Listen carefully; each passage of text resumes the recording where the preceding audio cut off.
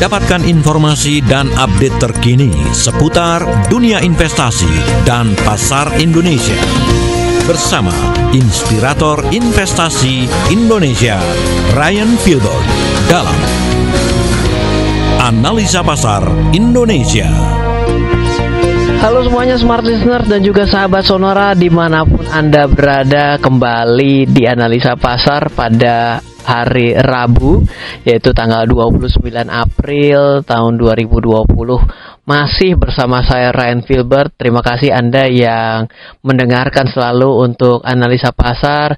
Dan apa hal-hal yang menarik sepanjang minggu ini terkait dengan keuangan, terkait dengan instrumen investasi, akan selalu kita angkat dan kita bahas pada Analisa Pasar setiap hari Rabu. Nah, seperti biasa di Analisa Pasar selalu kita akan awali dari pergerakan indeks harga saham gabungan, di mana pada perdagangan hari ini indeks harga saham gabungan ditutup pada posisi menguat 0,83%, ditutup pada level 4.567. Jadi kalau kita hitung selama 1 bulan ada 12 hari indeks harga saham gabungan naik dan 10 hari indeks harga saham gabungan mengalami penurunan.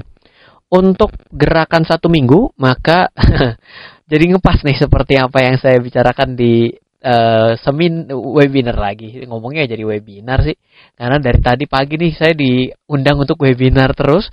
Jadi seperti yang kita bicarakan pada Analisa Pasar hari Rabu sebelumnya, yaitu sulit untuk kemana-mana, yaitu kita hanya mengalami pelemahan dalam 1 minggu 0,01%. Nah, bagaimana dengan gerakan trennya? Sebenarnya gerakan trennya indeks harga saham gabungan dalam 1 bulan tepatnya ya. Kalau 1 minggu kita nggak kemana-mana, dalam 1 bulan kita sebenarnya pada kisaran yang cukup rendah. Pada kisaran yang cukup rendah, kenapa? Karena pada 1 bulan ini kita mendapati indeks harga saham gabungan terendah pada level 466 dan hari ini di level 4567, artinya kita lebih dekat ke titik terendahnya dibandingkan titik tertinggi. Titik tertinggi ada pada level 4811. Oke, kita akan bergeser menganalisa pergerakan daripada nilai tukar. Nilai tukar kita pada perdagangan hari ini mengalami US dollar terhadap rupiah ya. Tentunya rupiahnya menguat di level 15.295. Secara 1 bulan kita dalam posisi menguat. Dan kalau dalam 3 bulan kita dalam posisi tentunya melemah. Karena di 3 bulan yang lalu kita ingat bahwa levelnya masih ada di kisaran 13.529. Nah, kita akan geser setelah itu dari mata uang, kita akan geser dengan pergerakan emas. Di mana pergerakan emas pada perdagangan hari ini kita berada pada level 1705. Secara 1 minggu kita sempat mengalami kenaikan yang mendekati level tertinggi dalam beberapa waktu terakhir ini, yaitu di level 1746, dan pada pergerakan 5 hari yang lalu kita berada pada level 1735, dan pada pergerakan hari ini di saat ini masih berada di gerakan 1705. Dan mungkin Anda juga yang melihat pergerakan dari cryptocurrency, yaitu seperti Bitcoin pada kisaran 7.894 dan ini mulai breakout. Bitcoin sudah mengalami kenaikan dan melewati resisten, maka kemungkinan Bitcoin akan masih berpotensi untuk terus menguat. Jadi kalau emas dalam kondisi penurunan, Bitcoin mulai mengalami kenaikan dan sepertinya resistennya ada pada kisaran level 7.963. Ya, kenapa saya juga mulai membahas mengenai cryptocurrency? Karena banyak sekali yang bertanya mengenai review terkait daripada cryptocurrency, dan tentunya kita ambil dari yang market cap-nya terkuat, yaitu Bitcoin sendiri. Jadi tentunya pergerakan masih reaktif terhadap berita-berita yang ada, dan untuk indeks harga saham gabungan sendiri sebenarnya menurut saya pergerakannya lebih diwarnai daripada sentimen-sentimen sesaat. Dan ada cukup banyak pergerakan berita yang bisa kita update, bahwa di antaranya ya Kalau dari investasi ilegal ada 81 pinjaman online ilegal berdasarkan data Satgas Waspada Investasi. Ini tentunya Pak Tongam nih, siapa tahu nih Pak Tongam juga mendengarkan siaran Smart FM, diupdate pada tanggal 29 April yaitu hari ini. Lalu ada juga informasi bahwa Ibu Sri Mulyani memberikan keringanan kredit untuk UMKM. Nanti coba kita akan bahas seperti apa hembusan positif ini bagi industri UMKM dan juga kepada sektor perbankan sendiri. Ada cukup banyak. Nah, namun apa yang mau coba saya sampaikan di sesi pertama ini adalah dalam beberapa minggu terakhir, baik di channel YouTube saya maupun pada WhatsApp pribadi ya, itu banyak sekali yang mempertanyakan mengenai kredit-kreditnya yang sudah mulai tidak mampu dibayar. Ada juga yang bertanya kalau ternyata ditipu. Misalnya Anda ditelepon oleh orang yang mengaku dari salah satu bank, dimintai OTP, dimintain 3 digit dari kartu kredit Anda yang ada di belakang. Itu sebenarnya menjadi kelalaian kita loh. Dan kalau misalnya masih transaksinya menggantung, itu Anda bisa menghubungi cepat, maka Anda bisa menyelesaikan masalah itu untuk ditutup masalahnya. Tapi kalau misalnya sudah terjadi settlement, maka itu biasanya menjadi kelalaian dan kita tidak bisa berbuat apa-apa dan pada akhirnya kita harus membayar. Jadi please kepada Anda pada hari ini dengan kondisi yang tidak menentu seperti pada saat ini, masih ada pandemi corona yang masih ada di sekitar kita, yang namanya tingkat kriminal dan juga penipuan juga akan kembali menjadi marak. Please bagi Anda yang pada hari ini mungkin dalam keadaan kesulitan keuangan, tetap berpikir jernih karena tidak ada yang namanya uang gampang. Misalnya undian berhadiah, lalu tiba-tiba dibilang mendapatkan warisan dari sultan mana, ya kan, dari raja mana, tiba-tiba menelepon Anda, harus mengupdate data, meminta kartu kredit. Lah kalau mau ngasih hadiah kok minta data kartu kredit, kan lucu gitu kan. Nah, ini sudah beberapa yang masuk ke WA yang bertanya, Pak, kalau saya ditipu kartu kredit, apakah saya harus bayar? Tuh, yang nipu ini kartu kreditnya atau yang nipu orang lain? Orang lain. Nah, kalau orang lain bagaimana caranya bisa menipu Anda? Karena saya kasihkan kartu belakangnya dan juga OTP-nya lah. Itu kan berarti menyerahkan diri kan? Nah, kenapa bisa? Ya karena saya lagi kesulitan ekonomi. Berarti ujung-ujungnya adalah kita tidak berpikiran jernih. Jadi pesan pertama untuk mengawali siaran sore hari ini kepada Anda, Smart Listeners dan juga sahabat Sonora, jaga bahwa pada saat ini di sekitar Anda juga yang mungkin masih mulai kesulitan keuangan, mulai berpikiran gelap, juga mulai berpikir bahwa mau menjahati atau mau melakukan suatu tindakan-tindakan, ya contohnya ya yang penipuan-penipuan ini, Anda harus berpikir jernih bahwa tidak ada uang gampang. Yang kedua adalah kalau mau ngasih uang, ya kasih nomor rekening, dikasih lah, dikirim. Iya dong, tinggal pajaknya berapa gitu. Oke lah, tapi kalau misalnya meminta data-data yang oh iya, kita ada kirim ya SMS, tolong dibacakan lah. Ngapain? Kamu yang mau ngasih, kok saya harus ngasih data ke kamu? Itu jangan pernah mau. Lebih mawas diri. Itu adalah pesan pertama dari sesi pertama di sore hari ini. Kita masih banyak sekali yang akan kita bicarakan pada sore hari ini. Semoga nih keburu tentunya. Saya kembali mengingatkan kepada Anda Smart Listeners dan juga sahabat Sonora, saya memiliki modul investasi, belajar investasi. Hari ini paling tepat belajar, di mana belajar investasi itu selalu tepat dan semakin tepat kalau harganya murah. Bila Anda mau belajar bersama saya sudah siapkan modulnya selama 30 hari. Anda tinggal kirimkan nama, email, nomor handphone, kota domisili, dan jangan lupa cantumkan subjeknya analisa pasar. Kirimkan ke Smart FM di 0812 11 12 959. Sekali lagi 0812 11 12 959. Tidak hanya itu, saya akan kirimkan satu digital book gratis untuk Anda. Judulnya adalah The Secret Property. Tetaplah bersama kami dalam talkshow interaktif Analisa Pasar Indonesia.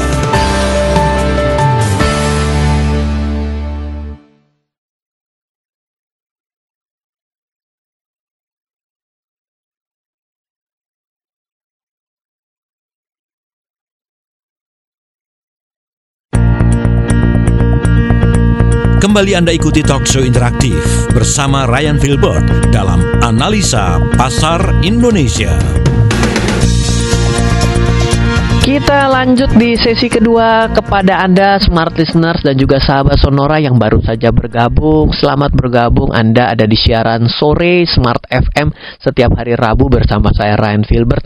Dalam analisa pasar, kita selalu membahas hal-hal terupdate terkait dengan keuangan, investasi, dan pengelolaan aset. Tadi di sesi pertama seperti biasanya kita sudah mengupdate mengenai pergerakan dari indeks harga saham, pergerakan dari harga emas. Kita sudah mengupdate harga cryptocurrency, digital asset, yaitu Bitcoin. Lalu kita juga sudah membahas ada beberapa hal yang menjadi tren dalam beberapa minggu terakhir. Dan di minggu ini lucunya adalah banyak sekali yang WA ke saya terkait dengan kalau dia ditipu mengenai kartu kredit. Dan ternyata klasiknya lagi, ternyata dia ditipu dengan cara dirayu, ada dapat hadiah ini dan itu dan terkena. Please hati-hati dalam kondisi hari ini, Anda harus semakin mawas diri. Itu adalah pesan dari sesi pertama. Nah, apa yang akan kita bahas pada sesi kedua adalah ini sebenarnya adalah pertanyaan minggu lalu yang belum sempat dijawab. Terima kasih bagi Anda smart listeners dan juga sahabat Sonora yang sudah bertanya, bagaimana caranya menyelamatkan kondisi atas investasi-investasi portofolio sahamnya yang sudah terlanjur mengalami penurunan cukup dalam. Bahkan ada tadi siang pun ketika saya ada live webinar yang mengatakan bahwa investasinya pada salah satu reksadana sudah lebih dari 50% penurunannya. Dia bertanya apakah wajar, lalu apa yang harus dilakukan. Mungkin Anda juga dalam posisi ini, mari kita akan bahas. Nah, sebelum saya akan membahas, saya akan kembali mengingatkan kepada Anda, smart listener dan juga sahabat Sonora, di sore hari ini, bila Anda mau mendapatkan modul belajar investasi dari saya selama 30 hari, saya kirimkan langsung ke alamat email Anda. Silakan Anda kirimkan nama, email, nomor handphone, kota domisili, dan juga subjeknya pastikan tertulis analisa pasar agar tidak salah alamat untuk dikirimkan. Kirimkan ke 0812 11 12 959. Sekali lagi 0812 11 12 959. Dan bila Anda mengirimkan data, selain mendapatkan belajar investasi selama 30 hari dari saya, melalui email Anda, saya juga akan kirimkan buku digital yang judulnya The Secret Property Investment. Nah, saya akan mulai jawab dari pertanyaan terkait dengan rebalancing portofolio. Jadi sebenarnya bagaimana menyelamatkan portofolio, mungkin dalam bahasa keren bisa dibilang melakukan rebalancing.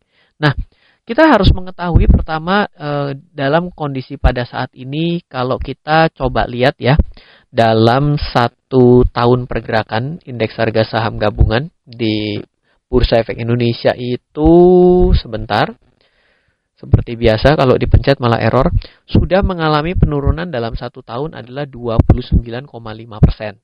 Di mana titik tertinggi kita adalah pada level 6.693. Artinya kalau kita hitung-hitung kita dari titik tertinggi ini sudah turun juga cukup jauh.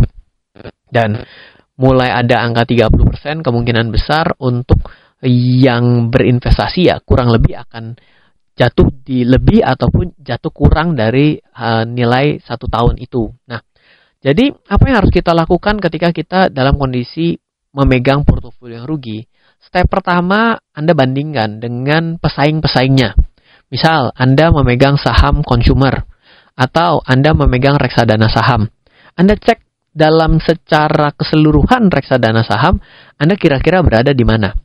Ya, memang saya tahu banyak sekali yang ketika ditanya, lah gimana mau dibandingkan dengan reksadana yang lain? Mana saya tahu, dapat data dari mana? Oh, itu jadi panjang tuh. Kalau ditanyanya sepanjang itu, maka ini bisa jadi satu seminar. Tapi secara gampang kalau Anda tidak memiliki data reksadana lain, Anda bisa bandingkan dengan indeks harga saham gabungan. Jadi kalau Anda hampir 50% bahkan lebih, maka kemungkinan Anda terlalu jauh. Ya dong, loss-nya saja dengan memegang indeks harga saham gabungan di 30, let's say 35% lah. Tapi Anda ternyata di atas 30-35%. Ini kalau dihitung dari return untuk 1 tahunnya ya, jangan dihitung dari total portofolio. Nah kalau dari portofolio saya juga nggak tahu Anda berapa lama untuk whole time period, saya tidak tahu itu. Tapi mari kita melihat kinerja terakhirnya. Nah, setelah Anda melihat kinerja itu dan ternyata Anda dalam kondisi yang lebih buruk ataupun dalam kondisi so-so saja, maka ada pilihan kedua. Anda harus bertanya kalau yang dikelola secara profesional seperti manajer investasi yang terdaftar dan diawasi otoritas jasa keuangan, secara otomatis mereka harus menjelaskan apa strategi mereka ke depan, apa pandangan mereka. Itu Anda tanyakan kepada mereka secara telepon, ataupun mungkin hari ini ada webinarnya, ada conference call-nya, conference meeting, go ahead. Lakukan. Jadi harus lakukan itu. Itu sudah bagian yang kedua. Yang ketiga, bagaimana kalau Anda investasi secara mandiri? Misalnya Anda membeli saham berbasis consumer, Anda membeli saham berbasis perbankan, Anda membeli saham berbasis pertambangan. Yang harus dilakukan apa? Jawabannya sama ya, membandingkan juga. Seberapa jauh dengan pesaingnya? Seperti apa dengan indeks dari sektoralnya? Kan indeks sektoral itu ada 9. Contohnya, sektor consumer. Nah, consumer dan juga farmasi, itu jadi 1. Rokok jadi 1. Nah, Anda lihat. Lalu Anda lihat pesaingnya. Ya pasti kan ada pesaingnya dong. Nggak mungkin cuma 1 gitu. Namanya monopoli. Kecuali itu pemerintah. Tapi pemerintah juga pasti akan ada ya pembandingnya gitu lah. Nah, itu harus Anda lihat. Kalau ternyata Anda masih dalam keadaan baik-baik saja, oke. Kalau keadaannya tidak baik-baik saja, maka Anda harus lihat secara perusahaan. Kenapa perusahaan ini memang berkemungkinan menjadi lebih buruk atau tidak, dilihat dari apa? Oh, ternyata perusahaannya tiba-tiba rugi besar. Kok selama ini nggak pernah ngutang, kenapa ini utangnya jadi besar ya? Kok pendapatannya drop banget? Lihat dari hasil rapat umum pemegang sahamnya. Kan Anda sebagai pemegang saham berarti harus punya hak dong untuk mengakses rapat umum pemegang saham. Hari ini sudah mau di-online kan loh. Ah, itu Anda lihat. Dari situ Anda punya feel. Makanya saya selalu bilang, sebagai seorang investor, Anda harus memiliki sense. Yaitu apa? Sense of business. Kalau Anda berinvestasi tanpa mengerti bisnisnya, itu berarti sudah setengah, kurang. Yang bagus adalah Anda oh ternyata benar ya, oh pakan ayam tuh begini. Oh kenapa mining turun lah? Ya jelas aja orang, nggak ada sektor energi yang mana ada industri yang pakai dalam kondisi pada saat ini. Minyak aja negatif. Nah, jadi dengan analisa-analisa seperti itu, membuat Anda menjadi yakin dengan terus melanjutkan. Atau Anda sudah ini kayaknya makin hari makin nggak jelas nih barang. Udah, saya jual aja. Nah, itu sudah kembali ke dalam keputusan Anda. Dan nggak ada batasan untuk seberapa jauh Anda harus keluar. Itu nggak bisa. Itu nggak ada ukuran yang sangat ngepas. Karena investment itu adalah, menurut saya loh ya, itu adalah seni. Jadi agak nyeni gitu. Ada sesuatu sisi subjektif yang kita pasang dalam investasi itu. Karena kita kan melihat itu untuk ke depan. Bagaimana melihat sesuatu ke depan itu bisa disama persepsikan untuk semua orang, kan sulit sekali. Jadi Anda yang harus bisa punya kendali atas seluruh instrumen Anda, tapi guidance-nya sama yang tadi. Dengan Anda milih guidance itu kan tentu Anda bisa lebih punya step by step ya. Oke, itu adalah bagian yang akan saya jelaskan, dan ya ini sudah harus break dulu di sesi kedua ini. Dan saya ingatkan kembali kepada Anda yang belum mengirimkan nama, email, dan nomor handphone. Saya membagikan modul belajar investasi selama 30 hari. Dalam kondisi kayak gini, investasi menurut saya jauh lebih seru karena banyak yang salah harga gitu ya. Jadi mungkin Anda yang pada saat ini belum belajar investasi, dengan sangat senang sekali saya bisa berbagi kepada Anda. Dan silakan kirimkan nama, email, nomor handphone, dan juga cantumkan kota domisili Anda, serta masukkan subjeknya analisa pasar, kirimkan ke 08 12 11 12 959. Kita akan kembali setelah jeda berikut. Tetaplah bersama kami dalam talkshow interaktif Analisa Pasar Indonesia.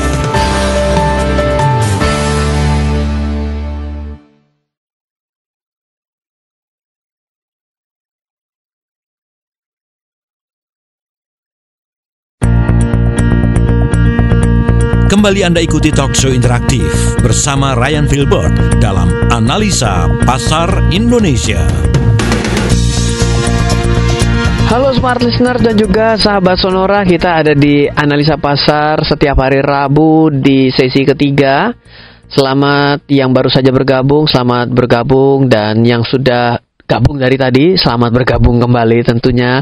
Masih bersama saya Ryan Filbert. Senang sekali saya ternyata bisa secara konsisten untuk terus berbagi kepada Anda, dan tentunya saya juga berharap Anda dalam kondisi baik-baik dan sehat selalu, amin. Dan jangan lupa harus bisa terus mendukung pemerintah kita untuk bisa memerangi dari pandemik ini agar segera berakhir dan kita bisa kembali bekerja dengan beraktivitas secara normal. Nah, di sesi ketiga kita akan berbicara dari salah satu insentif ataupun stimulus yang diberikan oleh Kementerian Keuangan. Ibu Sri Mulyani mencoba untuk memberikan stimulus dengan memberikan keringanan kredit UMKM, di mana UMKM tersebut diberikan kepada debitur di bank, pengkreditan rakyat, perbankan hingga perusahaan pembiayaan.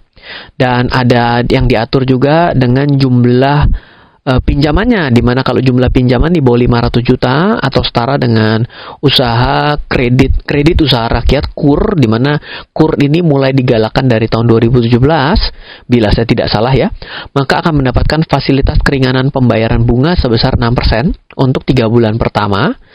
Dan bunga pinjaman tersebut di-handle oleh pemerintah. Jadi artinya bukan dibuat pendapatan terhadap bank ini menjadi habis, tapi disubsidi oleh pemerintah.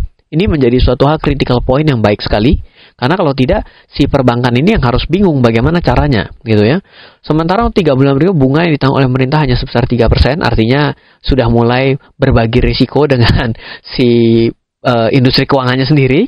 Lalu kalau untuk yang di atas 500 juta sampai 10 miliar, maka pemerintah memberikan bantuan pembayaran bunga sebesar 3% untuk 3 bulan pertama, dan 3 bulan berikutnya pemerintah memberikan bantuan sebesar 2%. Bank juga bisa melakukan restrukturisasi penundaan pokok 6 bulan. Dan kemudian debitur bisa mendapatkan subsidi bunga dari pemerintah. Oke, apa tanggapan saya sebagai seorang investor dan juga sebagai pemilik saham dari perbankan? Jadi Anda harus mengetahui, oh ya, smart listener dan juga sahabat Sonora, sebelum saya lanjutkan, saya akan ingatkan kembali bagi Anda yang belum mengirimkan nama, email, nomor handphone, jangan lupa cantumkan subjeknya adalah analisa pasar dan juga kota domisili. Anda akan mendapatkan 2, dan ini baru diupdate sama tim saya jadi 3. 1, Anda bisa mendapatkan belajar investasi selama 30 hari dari saya. Dan yang kedua, Anda akan mendapatkan buku The Secret Stock Market in the Century. Dan di minggu depan, tim saya membuat mega webinar, di mana Anda kalau mau ikut, Anda bisa daftar juga. Nanti akan dihubungi oleh tim saya. Webinar ini saya mendatangkan 14 orang untuk memberikan inspirasi dan strategi bagaimana caranya mencari uang dari rumah. Wah, ini seru sekali nih. Ini baru saja diupdate karena baru confirm untuk semua pembicaranya. Jadi selama setiap hari, 1 hari 1 pembicara, ada 14 hari Anda akan belajar bagaimana cara cari uang dari rumah. Ini sangat penting, ya kan? Dan oleh karena itu, silakan Anda kirimkan nama, email, nomor handphone sekarang juga ke 0812 11 12 959. Analisa pasar subjeknya, cantumkan kota dan domisili. Nanti di paling akhir saya akan cerita mengenai mega webinar di minggu depan, dan saya akan lanjutkan sedikit apa sudut pandang saya. Pertama gini, kalau Anda perhatikan, sebenarnya dalam waktu 1 tahun terakhir, mau diambil dari 1 tahun terakhir atau diambil dari year to date, jadi ada berbeda. Year to date itu adalah dari tanggal 1 Januari, enggak tanggal 1 sih, tanggal 2 ya, karena kan satunya libur ya, tanggal 2. Atau dari 1 tahun terakhir, maka di negara kita, yang menopang kenaikan harga saham, yang naik lebih kencang daripada indeks harga saham gabungannya, namanya adalah sektor finance. Jadi, sektor keuangan ini menjadi salah satu yang menjanjikan untuk diinvestasikan. Dan sampai hari ini, walaupun udah turun, dan sampai hari ini. Yang kedua adalah sektor consumer. Kedua ini ya, kalau yang mengalami penurunan dalam tanda kutip memiliki kinerja lebih buruk daripada kinerja indeks harga saham gabungannya, dan memburuknya melebar, bukan artinya jelek selamanya, tapi memburuk melebar adalah fakta pada saat ini, yaitu adalah pertama di bagian tambang, sudah mulai agak recovery sih sebenarnya, dan juga ada di bagian properti. Jadi sektor properti ini terpuruk melebar dalam 2-3 bulan terakhir gitu ya. Iya, karena saya juga tadi baru dapat forwatan berita juga, karena banyak sekali properti yang mau dijual, tapi property developer bilang, gimana mau dibeli, orang saya juga nggak bisa jualan. Jadi gitu loh kondisinya. Ya, tapi artinya ini menjadi salah satu entry point yang menarik bagi Anda. Kalau Anda punya napas cukup, Anda mau ambil properti hari ini terdiskon, makanya buku The Secret Property Investment ini menjadi buku yang bisa Anda dapatkan secara cuma-cuma. Kalau Anda kirimkan nama, email, nomor handphone, silakan Anda kirimkan, nanti akan kita invite untuk bisa dapat bukunya. Oke. Jadi pertama, kalau saya melihat dari apa yang dilakukan stimulus Ibu Sri Mulyani ini adalah bagus, dan juga pemerintah juga bagus karena mau dipastikan agar tidak terjadi hard landing. Jadi kalau hard landing benar-benar ceger gitu kan. Jadi pasti banyak yang patah-patah tuh kalau hard landing. Tapi kalau soft landing itu kan mungkin kesleo dikit gitu. Jadi kita harus tahu bahwa dalam membuat dan mengawasi dan mengatur itu memang bukan suatu hal yang mudah. Ini kita yang rada pinter ngomong kayak begini pun kalau suruh mengatur Ibu Sri Mulyani mungkin udah gak bisa tidur juga. Kita harus hargai beliau dan juga seluruh aparatur negara yang hari ini sedang bertugas gitu ya. Artinya mereka berusaha untuk tidak membuat sektor-sektor ini menjadi lebih parah. Dan UKM-UKM ini tidak lebih parah, para peminjam-peminjam uang ini yang hari ini juga sudah pusing bagaimana cara bayar karyawannya. Karena kemarin ada beberapa satuan usaha juga itu mulai teriak-teriak. Ini rakyat dibantu, semua dikasih subsidi. Lah kita ini siapa yang tolong ini orang-orang tengah ini? Kalau kita tutup, kita dibilang nggak boleh tutup, biar usaha kita tetap jalan. Tapi kita sendiri nggak dapat apa-apa. Mau jualan susah, nggak boleh. Jadi artinya ya ini mungkin salah satu bantuan yang cukup bagus ya. Tapi ya bagaimanapun juga tidak bisa tanpa landing, tanpa patah-patah dikit ya. Itu pasti soft landing itu terjadi. Jadi ini adalah bagian dari soft landing. Dan kalau saya dalam sudut pandang investasi, saya melihat dari sektor keuangan sebenarnya perbankan kita, keuangan kita pada saat ini cukup siap sih kalau saya bilang ya. Dan melihat dari Bank Indonesia dan juga dari kemarin juga ada LPS melakukan stress test gitu ya. Saya sih cukup happy ya dengan hasilnya bahwa bila mana ada terjadi sesuatu cukup siap dan telah dipersiapkan sehingga selama ini juga rasio-rasio perbankan juga bisa dijaga. Saya melihat hari ini secara industri keuangan kita cukup kuat, namun sayangnya kita tertekan akibat sektor realnya yang terkena imbas daripada COVID-19 ini. So, bagi Anda seorang investor sebenarnya Anda bisa lebih tenang sih sebenarnya kalau dari saya, apalagi ada bantuan dari pemerintah sehingga kan tidak terjadi pemotongan pendapatan secara terang-terangan secara langsung kan dari sektor keuangan karena kan masih disubsidi. Kecuali nggak dibayarin tapi si sektor keuangannya bilang pokoknya kamu potong aja tuh bunga, nggak mau tahu caranya, kamu mau pendapatannya gimana ya pikirin. Nah itu kan bahaya besar gitu. Tapi kalau dengan keadaan kayak gini masih saya bilang cukup fair lah.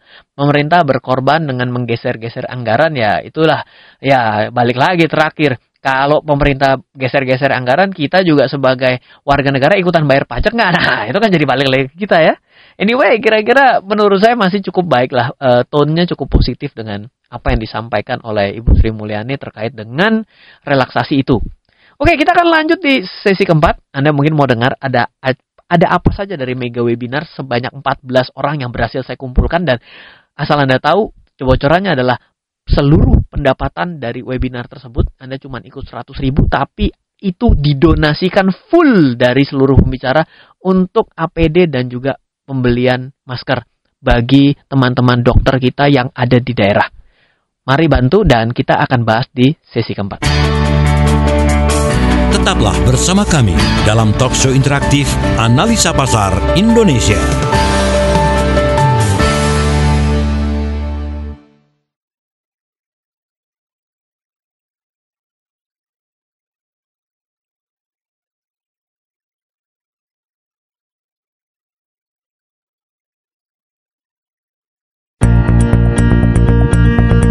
Kembali Anda ikuti talkshow interaktif bersama Ryan Filbert dalam Analisa Pasar Indonesia. Selamat bergabung kembali, selamat sore, selamat berada di sesi keempat. Kita sudah kembali di acara Analisa Pasar. Saya sedih sih sebenarnya kalau siarannya ini boleh nggak 3 jam gitu ya. Habis ini saya diomelin nih sama bagian selanjutnya gitu ya. Ya, kita udah di sesi keempat dan saya ingatkan kembali Anda pada sore hari ini ada kesempatan yang sangat istimewa.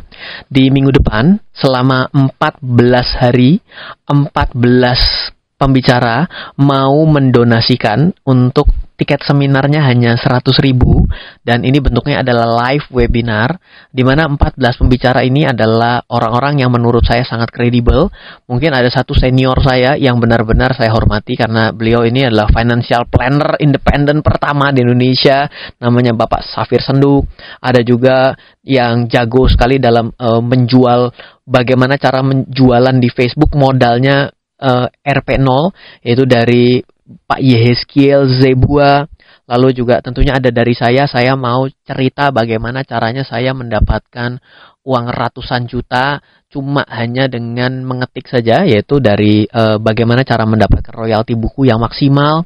Lalu bagaimana caranya juga mengatur keuangan bagi wanita yang pada saat ini ada di rumah, itu dari namanya Mbak Ibu Aliyah. Ini keren sekali beliau kalau cerita. Ini ada satu webinar live yang selama 14 hari. Dan hasil daripada webinar ini mau kita donasikan 100% untuk APD dan juga masker bagi teman-teman yang ada di daerah untuk teman-teman dokter. Karena kebetulan beberapa murid saya ini adalah dokter dan dia mengeluh karena aduh kok terlambat, saya nggak punya APD, lalu kok terlambat begini-begini. Waduh, ini garda terdepan harus dilindungi paling depan. Ya meskipun pada hari ini sudah lebih baik, tapi ada baiknya kalau kita juga ikut kontribut dengan tema besar mega webinar ini adalah bagaimana cara cari uang dari rumah. Jadi kalau Anda mau, Anda bisa kita invite untuk bisa mendapatkan khusus sekali invitation-nya. Anda bisa kirimkan nama, email, nomor handphone, serta kota domisili dan tambahkan analisa pasar di 0812 11 12 959. Selain Anda akan mendapatkan invitation yang spesialnya ini, Anda juga akan bisa mendapatkan belajar investasi modul dari saya selama 30 hari. Dan saya juga akan memberikan buku The Secret Property Investment. Oke, nah saya akan coba cerita sedikit lagi ya, bahwa untuk pembicara-pembicara yang akan mau sharing kepada Anda di mega webinar ini, ada teman saya juga namanya adalah Ibu Claudia. Ibu Claudia ini adalah CEO dari perusahaan pertama di Bursa Efek Indonesia yang masuk papan akselerasi. Tapi perusahaan pertamanya ini justru berada di industri pariwisata. Bagaimana caranya beliau untuk bisa menyelamatkan nahkoda perusahaan pada saat ini ketika pariwisata pada hari ini boleh dibilang mandek. Mau traveling, saya ini sebenarnya pengen ke Bali loh. Kenapa? Loh, diskon hotel bintang 5 yang harganya 4-5 juta, hari ini 800.000. Saya sudah dari kemarin mau pergi. Tapi nggak bisa masalahnya gitu ya. Jadi ini saya ingin sekali tahu, juga ada dari ini junior saya, junior, aduh ketahuan kita tua, namanya Ken Henderson. Dia adalah salah satu founder dari Instagram yang besar sekali. Dia mau sharing bagaimana milenial bisa untung dan produktif dari rumah untuk saat ini. Ada juga teman saya namanya Mas Aryo di Ponegoro. Mas Aryo ini jago sekali dalam berbicara mengenai sharing mengenai property investment. Wah, benar-benar saya nggak sangka kalau beliau juga mau. Dan ini adalah senior saya juga, namanya adalah Pak Hismat Wanal. Waduh, ini kalau Pak Hismat Wanal ini adalah benar-benar full stack developer. Jadi memang dari dulu pun sudah kerja dari rumah. Semenjak beliau sakit, beliau bekerja dari rumah dan jangan ditanya. Ini artinya selama yang namanya work from home bukan hanya baru 1 bulan, dia sudah merasakan bertahun-tahun. Dan ternyata beliau juga mau sharing bagaimana caranya menjadi seorang IT developer yang baik dan benar di hari ini. Karena beliau setiap kali kalau cerita sama saya, itu kurang bagus sistemnya, banyak kelemahan, yang itu kurang bagus infrastrukturnya. Lah, kok semuanya kurang bagus lah. Terus bagaimana caranya? Dan jangan lupa loh, saya pernah sharing bahwa pada saat ini ada 2 bisnis yang akan menjadi the next-nya. Ya pertama berbasis kesehatan, yang kedua adalah berbasis teknologi. Jadi ya pasti ini IT developer ini bakal jadi tempat cari uang yang seru sekali gitu ya. Makanya ini coba kita akan bahas, dan ini benar-benar sama sekali tidak ada commercial issue-nya. Ini benar-benar kalau Anda ikut dan mendonasikan uangnya ini juga akan kita bagikan kembali untuk kita donasikan kepada teman-teman dokter yang ada di daerah, perawat, untuk APD dan juga masker. please Anda sempatkan untuk bisa ikut di mega webinar ini. Silakan kalau Anda berminat, Anda bisa WhatsApp. Selain WhatsApp di 0812 11 12 959 itu Anda mendapatkan invitation untuk webinar ini. Yang kedua, Anda akan dapat yang namanya modul belajar investasi. Yang ketiga adalah Anda akan mendapatkan buku digital The Secret Property Investment dari saya. Nah, kita akan lanjut. Sebelum kita akhiri kebersamaan kita sore hari ini, saya akan update kepada Anda semua bagaimana review saya mengenai pasar dalam 1 minggu ke depan. Pertama, saya akan coba bilang bahwa pasar kita selama 2 minggu ini dalam kondisi mengalami penurunan. Jadi sepertinya kalau saya lihat akan cenderung membuat anak tangga ke bawah sampai mungkin pada level yang lebih meyakinkan lagi, dan kita masih menunggu juga laporan-laporan keuangan. Kita juga masih menunggu semoga memang benar bahwa ada vaksin-vaksin yang bisa ditemukan. Kita juga masih menunggu bahwa bagaimana respon pemerintah dan juga bagaimana pemerintah bisa menyelamatkan neraca perdagangan yang optimis saja Ibu Sri Mulyani di 2%. Semoga optimismenya tercapai, karena kalau dari saya view-nya kok di bawah 1% gitu ya. Semoga ini bisa, dan kalau ini bisa terjadi maka kita mulai bisa memasuki tahap recovery. Bila belum maka kita akan melanjutkan.